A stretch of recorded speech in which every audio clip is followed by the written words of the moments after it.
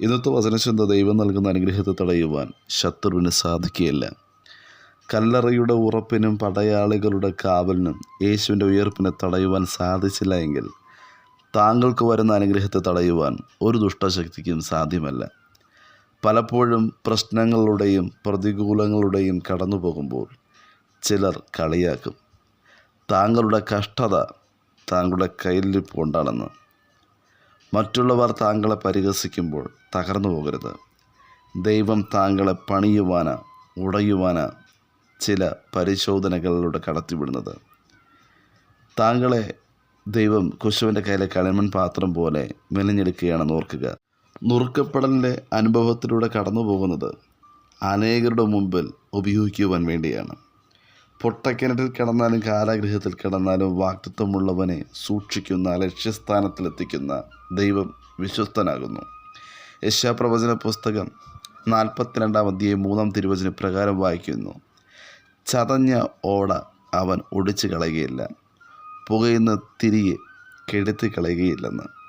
66-ാം സങ്കീർത്തന പുസ്തകം 9-ാം തിരുവചന പ്രകാരം വായിക്കുന്നു: യഹോവ നമ്മെ ജീവനോടെ കാക്കുന്നു, നമ്മുടെ കാലടികൾ വഴുതുവാൻ സമ്മതിക്കുകയുമില്ല.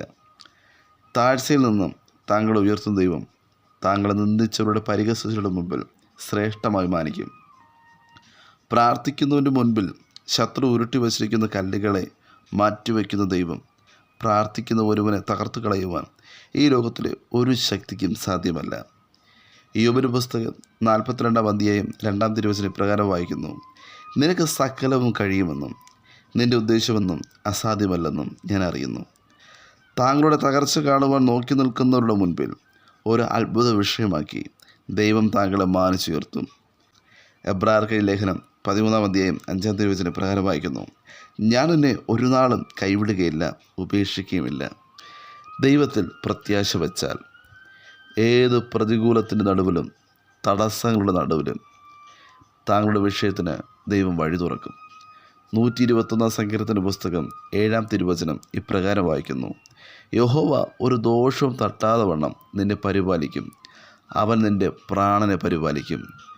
താങ്കൾ പരാജയപ്പെട്ടിരിക്കുന്ന അതേ സ്ഥാനത്ത് വീണ്ടും കർത്താവ് യേശുക്രിസ്തു താങ്കളോട് പ്രവർത്തിക്കാൻ കൽപ്പിച്ചാൽ, സാഹചര്യം നോക്കാതെ പ്രവർത്തിക്കുവാൻ തയ്യാറായാൽ, യേശു താങ്കൾക്കായി കരുതുന്ന കരുതൽ താങ്കളുടെ കരങ്ങളിൽ ലഭിക്കും.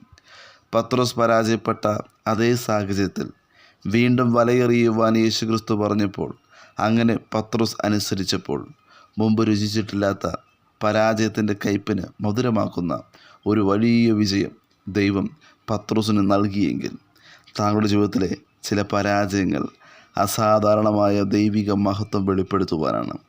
അസാധാരണമായ വിഷയത്തിനായിട്ടാണ് വലിയവനായ ദൈവം താങ്കൾക്കായി ഒരു നന്മ ഒരുക്കി വച്ചിട്ടുള്ളത്. അതിന് ആര് തടസ്സം നിന്നാലും താങ്കൾക്ക് തന്നെ അവ വന്നു ചേരും.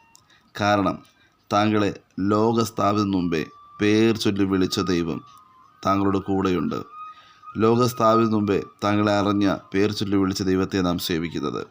യെശയ്യാപ്രവചന പുസ്തകം 43-ാം അധ്യായം 1-ാം തിരുവചന പ്രകാരം വായിക്കുന്നു: ഭയപ്പെടേണ്ട, ഞാൻ നിന്നെ വീണ്ടെടുത്തിരിക്കുന്നു, ഞാൻ നിന്നെ പേർ ചൊല്ലി വിളിച്ചിരിക്കുന്നു, നീ എനിക്കുള്ളവൻ തന്നെ.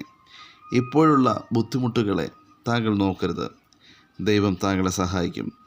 തക്ക സമയത്ത് ദൈവിക കരുതലുകൾ ദൈവം വെളിപ്പെടുത്തും. ആരും സഹായമില്ല എങ്കിലും പ്രതീക്ഷകൾ കൈവിടരുത്.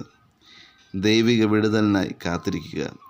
യേശു താങ്കൾക്ക് വേണ്ടി അത്ഭുതം പ്രവർത്തിക്കും. യേശു താങ്കളെ വിടുവിക്കും. താങ്കളുടെ അനുഗ്രഹത്തിലേക്ക് ആരൊക്കെ തടസ്സം നിന്നാലും, എന്തൊക്കെ തടസ്സം നേരിട്ടാലും, വിശ്വാസത്തോടുകൂടെ പ്രാർത്ഥിച്ചാൽ മനുഷ്യർ താങ്കൾക്കിട്ട അതിരിനെ ദൈവം വിശാലമാക്കും. എബേസിൻ്റെ പ്രാർത്ഥന കേട്ട് എബേസിൻ്റെ അതിരിനെ വിസ്താരമാക്കിയതുപോലെ വചനം ശ്രവിക്കുന്ന താങ്കളുടെ അതിരിനെ വിസ്താരമാക്കുന്ന ദൈവമുണ്ട്. ദൈവം നൽകുന്ന അനുഗ്രഹത്തെ തടയുവാൻ ലോകത്തിലെ യാതൊരു ശക്തികൾക്ക് സാധിക്കത്തില്ല. ആകയാൽ വാഗ്ദത്തം ചെയ്ത ദൈവത്തിൽ പൂർണ്ണമായി വിശ്വസിച്ച് മുന്നോട്ട് ചലിപ്പാൻ വചനം ശ്രവിക്കുന്ന ഏവർക്കും കർത്താവ് കൃപയും അധികാരവും നൽകുമാറാകട്ടെ. God bless you. Amen.